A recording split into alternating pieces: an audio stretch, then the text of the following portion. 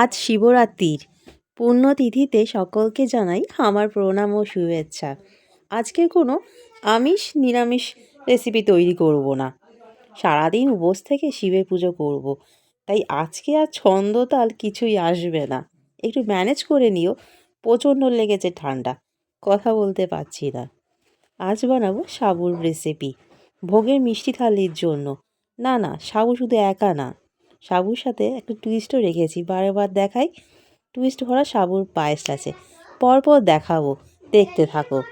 এক বাটি সাবু নিয়েছি 300 গ্রাম। প্রথমেই দেখিয়েছিলাম সাবু কিভাবে ভিজিয়েছি। সাবুর পায়েসের জন্য 5 রকমের ড্রাই ফ্রুট কেটে নিচ্ছি। এখানে কাজু, কিশমিশ, আলমন্ড, খেজুর আর মাখনাও নিয়েছি। বেশ ভালো লাগবে। আজ আর খাবার কথা মুখে আনবো না, কারণ আজ ভোগের জন্য পায়েস বানাচ্ছি সাবুর। তাই দেখতে থাকো কী করছি। ড্রাই ফ্রুট ছাড়াও আরও একটি বিশেষ উপকরণ নিয়েছি। কেশর নিয়েছি পায়েসে ছড়িয়ে দেওয়ার জন্য। আর নিয়েছি 200 গ্রাম মিষ্টি দই। জমে যাবে একদম। ড্রাই ফ্রুটগুলো কেটে নেওয়ার পর এবার চলো রান্নাটা শুরু করে দিই। তার আগে আমি বলে দিই, সাবু বেশি জলে আমি ভেজাইনি। মাপে মাপে জল দিয়ে ভেজি, যাতে সময়ের সাথে সাথে সাবুও নরম হয়ে যাবে আর জলও শুকনো হয়ে যাবে। এর ফলে সাবু একদম ঝরঝরে থাকবে, কোনো কাদা ভাব থাকবে না। রান্নাটা করতে খুব সহজ হবে। 2 চামচ ঘি দিয়ে ড্রাই ফ্রুটগুলো বেশ ভালো করে লাল করে ভেজে নেব। ভাজার পর আলাদা করে একটি বাটিতে তুলে রাখবো ড্রাই ফ্রুটগুলো।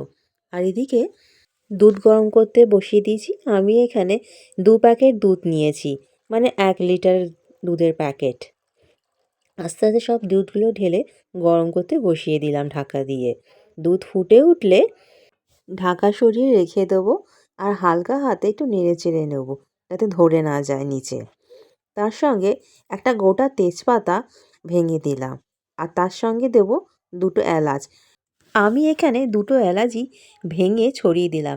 এতে স্ট্রং স্মেলটাও হয় আর টেস্টটাও বেশ ভালো হয়।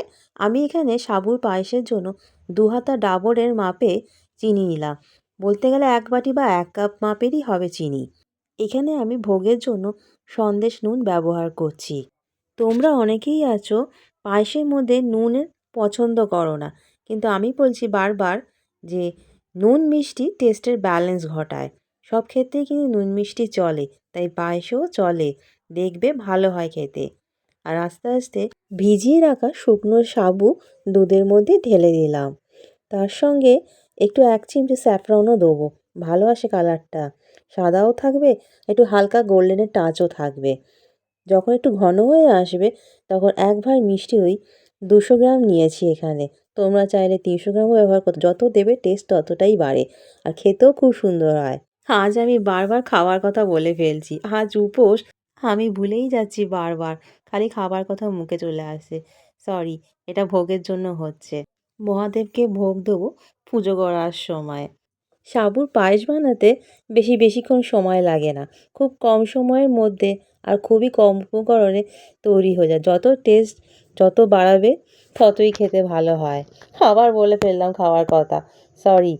বেশি গাঢ় করব না, কেননা সাবু এমনিতেই ফুটতে ফুটতে দুধের সঙ্গে গাঢ় হয়ে এসছে। বেশি গাঢ় করলে দুধ শুকিয়ে যাবে আর কাট হয়ে যাবে। নামাবার সময়ও হয়ে এসেছে। তাই আগে থেকে ভেজে রাখা ড্রাই ফ্রুটগুলো দিয়ে দিলাম আর তার সঙ্গে 1 চামচ ঘি ছড়িয়ে দিলাম। একটু হালকা নেড়ে চেড়ে তৈরি হয়ে গেল দই সাবুর পায়েস। দেখতে কেমন হলো বলো? ভালো লেগেছে না দেখতে? টেস্টও হবে খুব ভালো। তবে এখন তো খাবো না, পুজো দেওয়ার পর তখন খাবো টেস্ট করে। কিন্তু তোমরা বানিয়ে খাবে, খেতেও ভালো হয়। এইবার আলাদা একটা কাঁসার বাটিতে মহাদেবের জন্য ভোগ নিয়ে নিচ্ছি। ওপর দিয়ে সমস্ত ড্রাই ফ্রুটগুলো সাজিয়ে দিলাম আর তার উপর দিয়ে মধু, 1 চামচ মধু ওপর দিয়ে ছড়িয়ে দিলাম। তার সঙ্গে আছে কেশর। দেখতে কিন্তু খুব অসাধারণ হয়েছে, আমার তো খুব ভালো লেগেছে। ও, দই যেন বাদ না থাকে। আগেই বলছি দই সাহেব রান্নায় পড়বে আর ওপরে সাজানোর জন্যও পড়বে। আর মহাদেবের জন্য বানাচ্ছি, তাই একটি বেলপাতাও দিয়ে দিলাম। দেখতে কিন্তু খুব অসাধারণ হয়েছে। আমার মহাদেব সত্যিই খুব অল্পতে তুষ্ট হয়। আমি ভাবতেই পারিনি আজকে রেসিপি বানাতে পারবো। আগেই বলেছি আজ প্রচণ্ড শরীর খারাপ আমার, কথা বলতে পারছি না। ঠান্ডা লেগে একদম গলা বসে গেছে। তাহলে দেখলে তো কীভাবে দই সাবুর পায়েস বানালাম। এটা মহাদেবকে নিবেদন করব আমি। ভোগের থালার মধ্যে এই পায়েসের এই রেসিপিটা। সব কিছু আজকে দেখাতে পারলাম না, তাই স্পেশাল ভোগের সাবুর দই পায়েসটা তুলে ধরলাম। সবাই বলল দুহাত তুলে, হার হার মহাদেব, তোমাকে শত কোটি প্রণাম। সকলকে সুস্থ রেখো আর ভালো রেখো। হাঁসতলে আসি, আমাকেও যেতে হবে পুজো করতে। Bye bye.